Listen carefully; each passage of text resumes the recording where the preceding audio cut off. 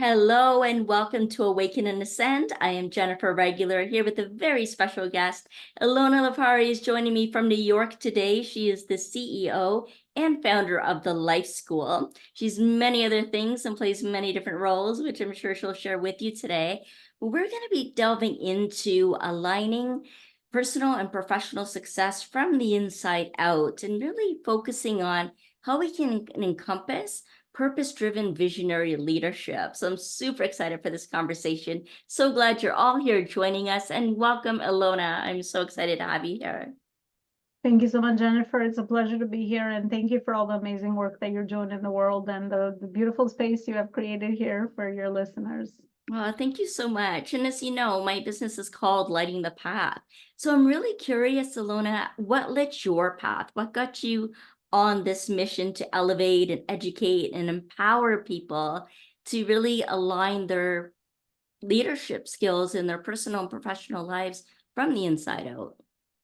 Yeah, I love your question because it takes you back to some of the, I guess, the most meaningful moments in my journey that now when I look back to connect my own dots backwards, because I find that obviously we don't know what the future holds, but when we look back at our past, there's always meaningful things that happened, whether it was pain or pleasure. I always say things that obviously, light us up or challenges that we had overcome very early on. Even as a child, I was a little rebel. I always was discipline for not listening or not following, I guess, society's blueprint. My parents, expectation of me, I grew up in a small country in Europe called Albania.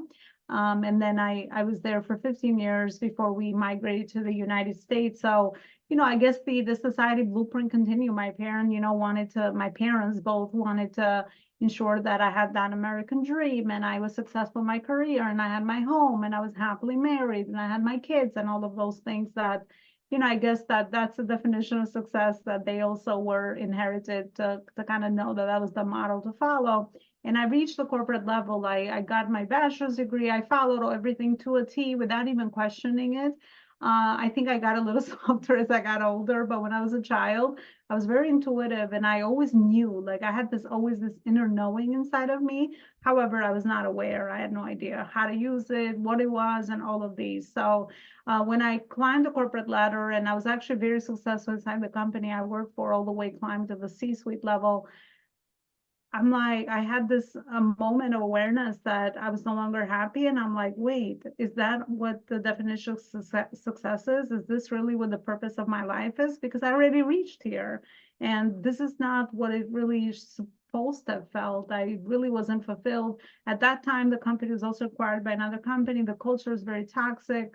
I could no longer align with a lot of things in the company. So that's kind of where my journey within began, so to speak. I also, how universe works.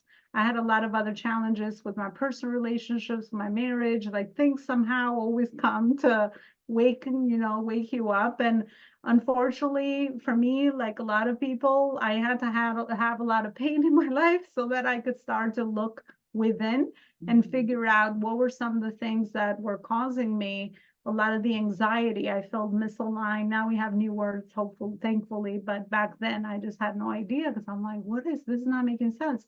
On the outside, everyone I talked to looked at me as, the successful person and all of that. But on the inside, I was really miserable, misaligned. I started hearing an inner voice as well, which I did not know how to validate or even, how to listen to it. So I ignored it for years. But all things now that led me to what now I call my soul's path, because now we understand there's so much more into us as humans and our energy levels. And there's so much wisdom that we have inside of us that none of us were taught how to access it, not to mention how intuitive we all are and how amazing we are as human beings. Just discovering a lot of these new tools, I should say, in my journey of entrepreneurship kind of helped me align a lot of what society programs you to do, like success, execution, reach for results, ambition, ego, all of these things, to go on the other side and figure out that, wait, we're kind of a little dot in the big universe and there's so much more to us and we're interconnected, and all these new concepts that I learned later on. So I'm grateful for the experience of entrepreneurship. I never thought I would be an entrepreneur, but I'm also grateful for it because of all the inner work that this journey entails for you to do so that the business that you build is something that's also aligned from the inside out. I hope I didn't go too long, but that was my experience. Oh, I love that. I love that so much. You know, Elona, it's been my motto to free your spirit to direct the life that you're meant to live. And it sounds like going through this whole journey and this process that you unleashed your entrepreneurial spirit. You know, what was meant to be free and to move beyond, you know, the fray and the traditional models and all the boxes that were already checked off and, you know, what else was possible to be open into those possibilities and new potentialities for your life and business and the way that you're serving as well. And I love that you mentioned passion too, because passion is something I'm very passionate about. And it came to me one day that when you break up the word, it's pass I on. That I being your soul's expression of what you're here to pass on in this lifetime. And I find that's our unique, energetic, soulful blueprint that we get to express once we can really attune to the frequency of that, because as a visionary leader, as you know, it's our energy and our passion that creates the greatest impact. And so being able to be fully aligned in that and operate from that frequency, we're able to essentially be a living legacy because we really get to tap into our potency, not just the skills and abilities and the things that we've accumulated from learning and training and all of those things, but actually finding out what our potency is, what our unique purpose is, and then being able to commit to that, to dedicate or devote our lives to fulfilling that so that we can be fulfilled as well. Yeah. So I'm curious what you felt wake up inside of you as you moved into entrepreneurship. Yeah, I think I love what you said because now I call that purpose as well. But I think what always followed me as I went through this journey is I first discovered that I had very strong leadership skills in my corporate career. So that was one thing. And then through the journey of entrepreneurship, I realized that, gosh, I'm like amazing at business. And I never would have realized that.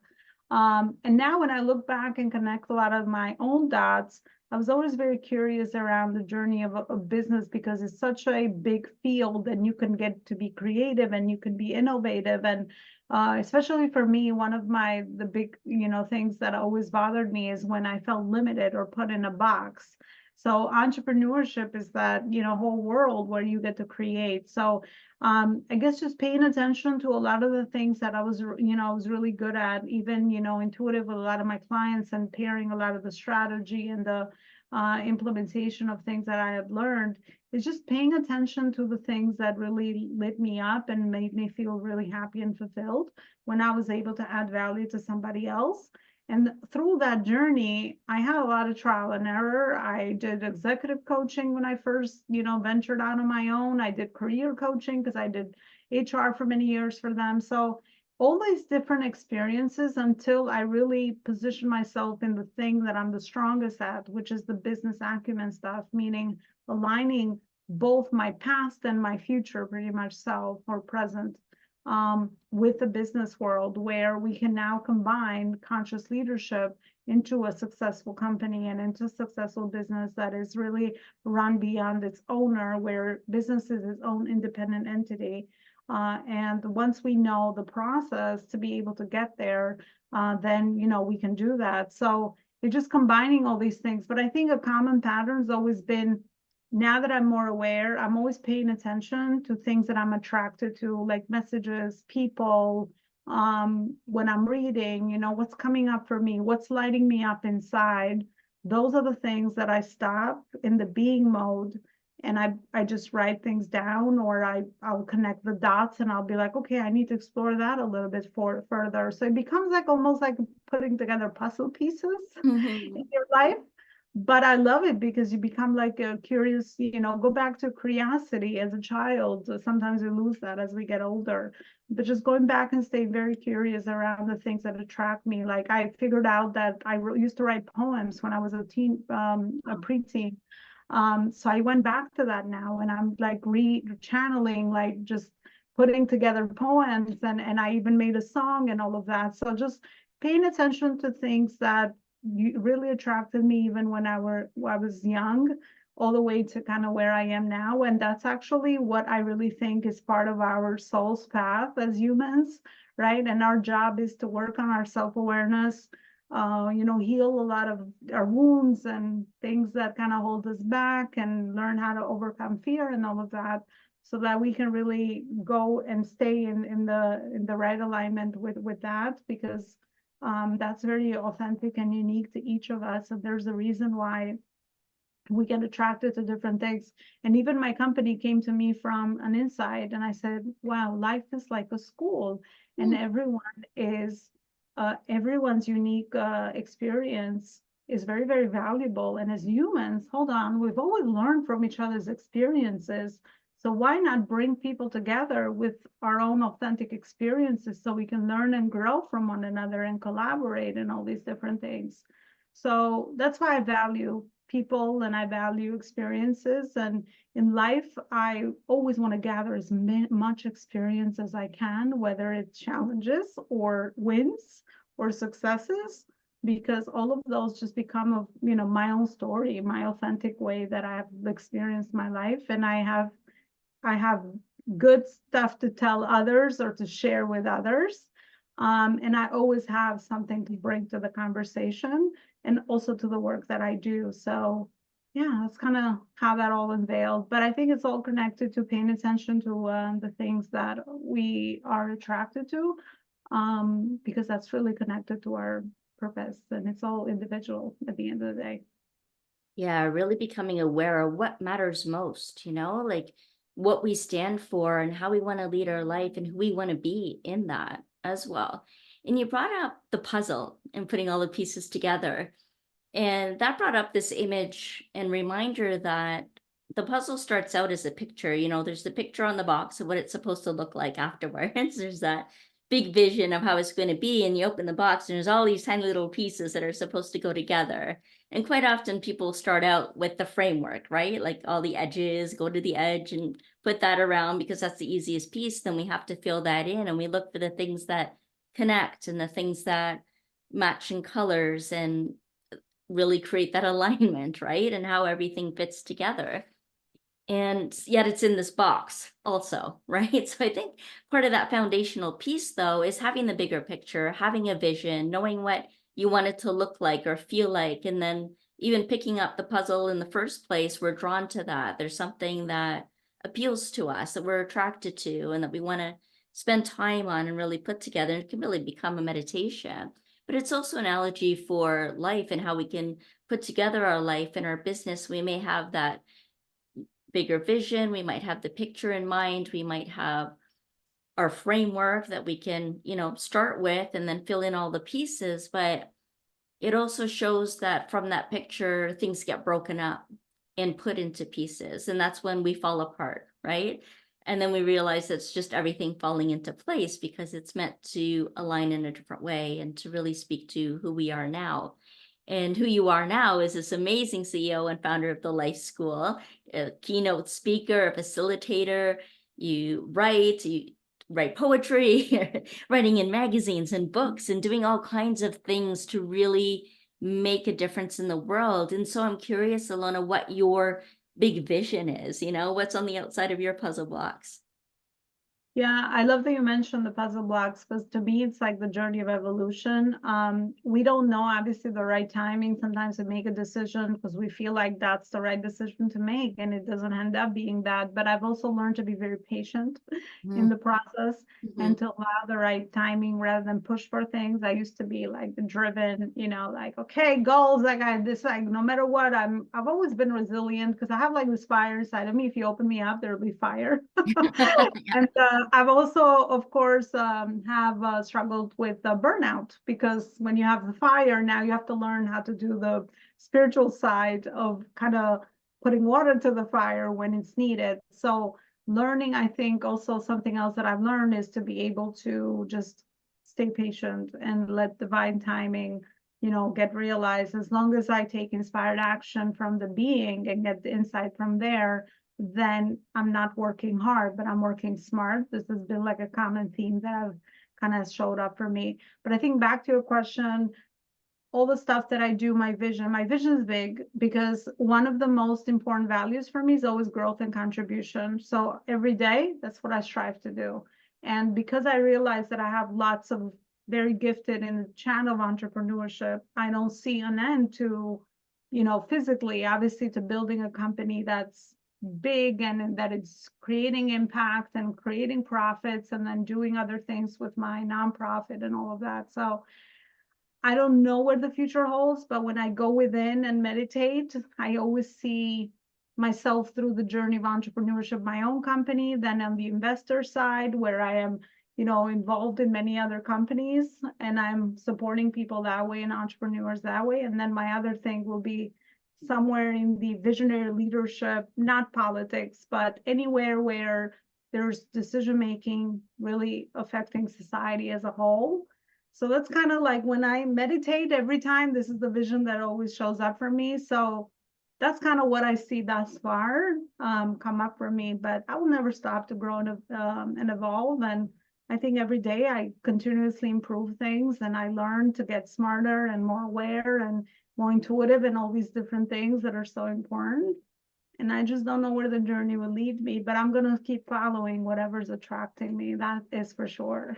Yes, yes, yes, yes. I agree with you. And so as we evolve, we're also becoming more united, I find, within ourselves and with each other, and really harmonizing what success is, right? Not this, work or life. We're talking about our life work. We're not talking about, just it has to be the hustle all the time and the old traditional business models, but we're also including unconventional wisdom and innovation and new aspects. We're not just doing everything, we're learning how to be first. It's the being that prompts the doing that gives you the having. And we had it all backwards before, and yet people are very successful in that. But then, like you said, it's all seems like that on the outside, but in the inside, they're empty or they're depleted or exhausted or burnt out.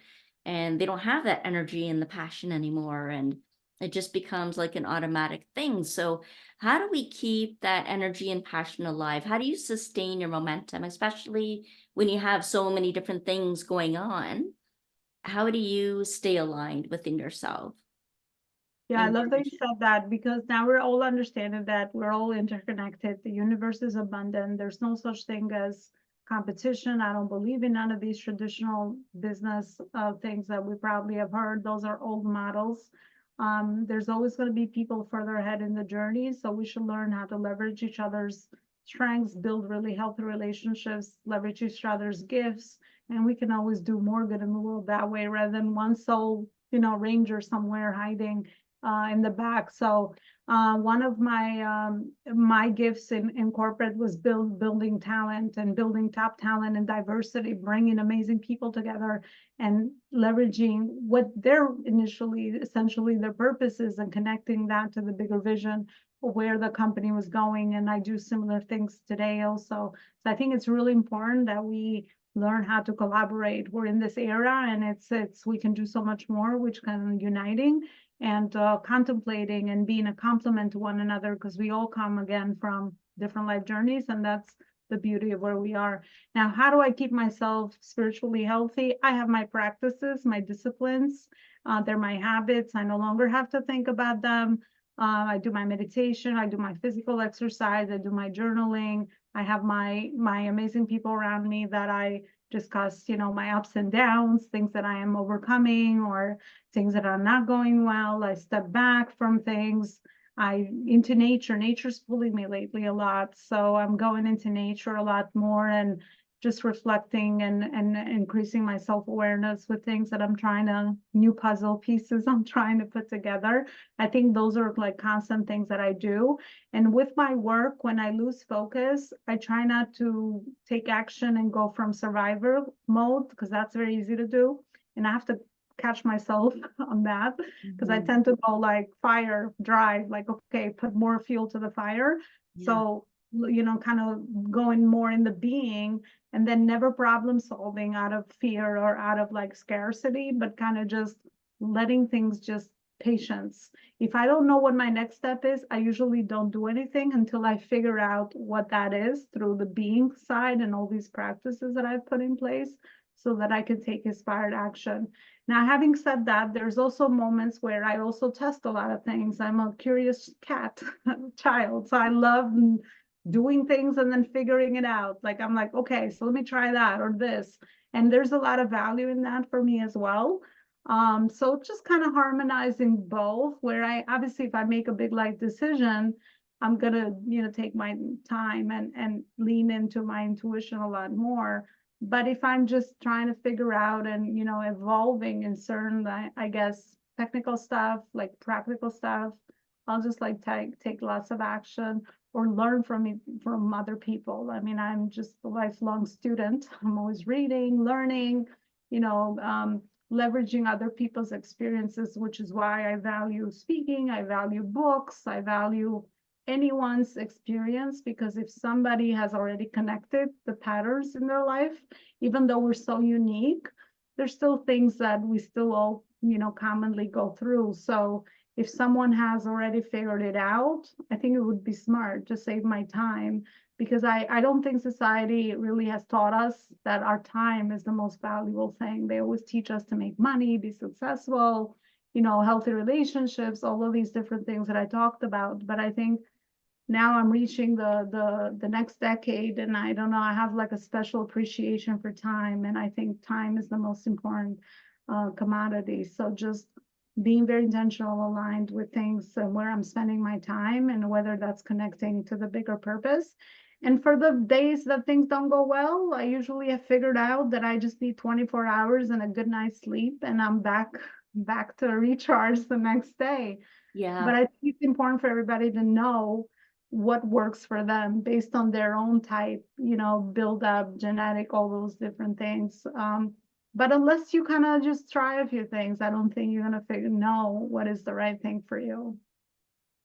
That's so true. And that's really helpful. And I find that's really important to have these practices. And I love that we call them practices. It's not just like habits per se, the automatic doing, and staying in the place of creativity and possibility as well. I find that when we can be so driven and focused sometimes, that we tend to be in more control state than in the create state, and then, yeah, it's about, I find that balance really comes from living our truth.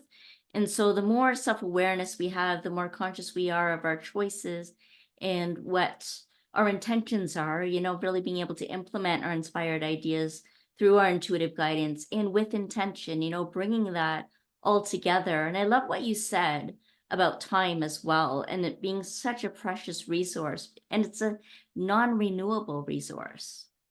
It's not something that we ever get back or renew. Like, we, yes, start fresh the next 24 hours. We may or may not have those 24 hours, but they may be available to us. I mean, the whole time and space thing is an interesting construct, right? Some don't even believe it actually exists, but it's an interesting energies to play with, right? And how we exchange that, how we direct our time and energy and what we devote that time and energy to, and making those conscious choices about it that are aligned with our values. What's really important, that we can simplify our life that way by living in alignment with our values. Yeah, I think it's very important. I think you touched on a very important concept, which is the power of intention. I no longer set goals traditionally, like they teach us to set goals. I do the intention piece. I get very clear on what is it that I'm trying to do. And that has really been amazing, because then you're putting to work other things around you rather than just you being the main driver towards going into that intention or goal, traditional language that we're kind of taught to kind of use or look at it as. So yeah, I think being intentional about things in life and business for entrepreneurs, I think is really important. And that to me is working smart and not hard. Yeah. Yeah. Do you think there are any other pillars or foundational principles that are important for purpose-driven visionary leadership? I think for sure relationships, I mean, are the cornerstone fulfillment. We all know that, that's where we get our happiness from. We're social creatures.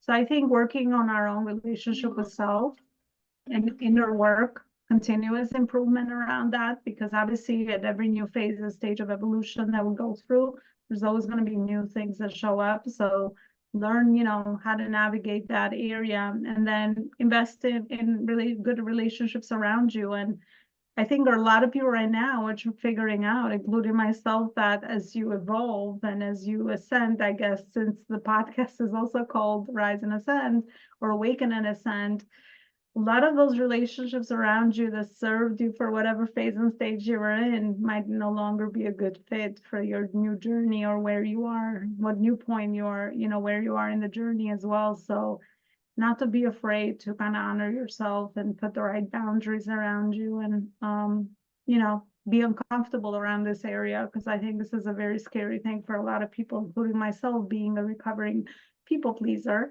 and really have connected a lot of my relationships to a lot of my identity. So figuring out how to detach a lot of things, that's why I think inner work is really important. But yeah, the other pillar and fundamental piece is relationships, because again, that's kind of where we get our happiness and fulfillment. I mean, what's the point of all the success if you have like no one around you? Yeah. And I think it's also learning how to navigate the journey alone as well, because again, you just get so hardwired around people around you all the time that, for a lot of people, it's very scary to be alone. But learning how to enjoy your own company, that's the inner journey. And yeah, to each his own. Everyone's in a different phase and stage of the journey, but I think it's always going within and honoring your own commitments and intentions, building the self-respect, and then learning how to love yourself. At the end of the day, it's kind of what it is. I mean, that's the core of it all. We just want to learn how to love ourselves so that we have unconditional love for others, and that's the biggest power, the biggest illuminator of the universe. Love is the most powerful force. So we just go about this many different ways, but at the end of the day, that unconditional love is what all of us are craving for. So I think that's a big fundamental. Yeah, unconditional love for others and unconditional love for ourselves, unconditional love for all of it. And like you mentioned earlier, all of who you are, the amazing parts, the not so amazing parts, the underdeveloped parts, the hidden parts, the shadowy parts, the ones that show success, like all of it. It's really the path to wholeness, and healing is all about wholeness, and that's how we can stay in alignment and in harmony with ourselves and really heal our relationship with ourselves. I mean, we engage so much in self-doubt and self-denial and neglect and deprecate ourselves, sometimes really can oppress ourselves. And yeah, to really love ourselves unconditionally. I think that's such a good point. Yeah. So I am so amazed by all of who you are and what you do, Elona. So I'm really wanting people to connect with you. We're going to have all of the links on how to do that for those who are watching and listening in the show notes. But can you share that also, Elona, how you'd like people to connect and what they can find with working with you? Yeah, I think the best hub, I call it, or the best spot is my website, elonaloparicoaching.com. I got tons of free resources on there regarding to help people align their purpose and profit. I find that thankfully, there's a lot of people that have discovered their purpose. COVID did the big push for that for most of us. But the big misalignment is the profit piece. Now, how do I now because there's only two models in the world right now. We either work for someone or we work for ourselves. So if you're on the second bucket and you're having trouble doing the second piece, the profit piece, and having that become a byproduct of your purpose and building a healthy, successful company around that, then they'll find lots of great resources on the website. So yeah, I think that would be the best next step to send the audience to elonaloparicoaching.com. All right, perfect. Thank you so much. I will definitely have that below. And of course, the information on my website and some free guides for you as well are in the show notes there for living with passion and purpose and engaging in soul care practices so that you can find solace in everyday life. You can go above the fray. Elona, it's been such a pleasure having you here on the show. It's been such an honor having you as a guest. I appreciate you. Thank you so much for being here. Well, thank you. I really enjoyed this heartfelt conversation, and I hope whatever came up is definitely in service to your audience. Thanks so much for having me. Thank you. And thank you, our audience, each and every one of you. We appreciate you in showing up here every week, every Wednesday at 3 p.m. Pacific. We go live. And of course, if you miss it, you can always catch it later because it's up there forever. So subscribe and hit that notification bell so you never miss an episode. We'll see you again next time. Bye for now.